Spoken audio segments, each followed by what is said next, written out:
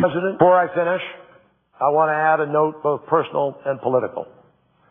2 years ago, I sought the presidency to lead us on a different course. I'm proud of the campaign we ran.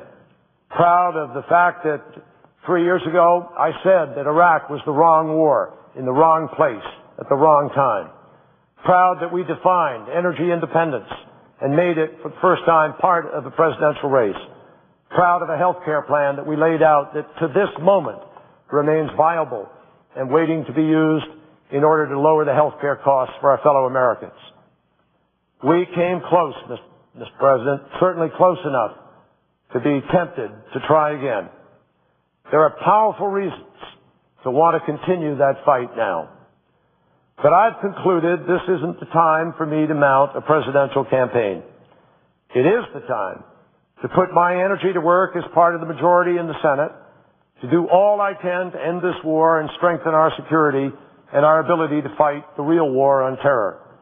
The people of Massachusetts have given me an incredible privilege to serve, and I intend to work here to change a policy in Iraq that threatens all that I have cared about and fought for since I came home from Vietnam. The fact is that what happens here in the next 2 years may irrevocably shape or terribly distort the administration of whichever candidate is next elected president.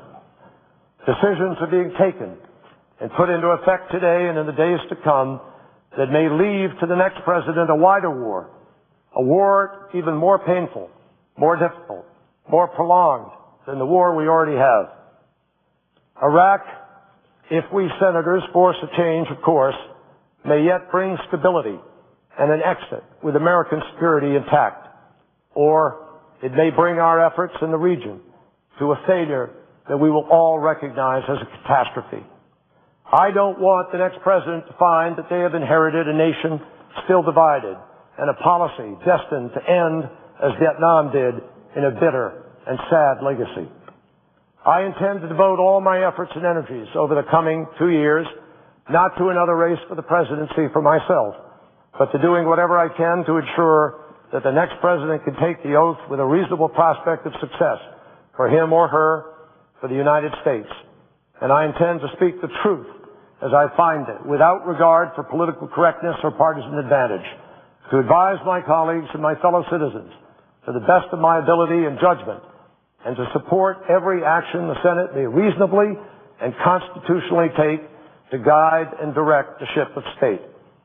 This mission, this responsibility is something all of us must accept.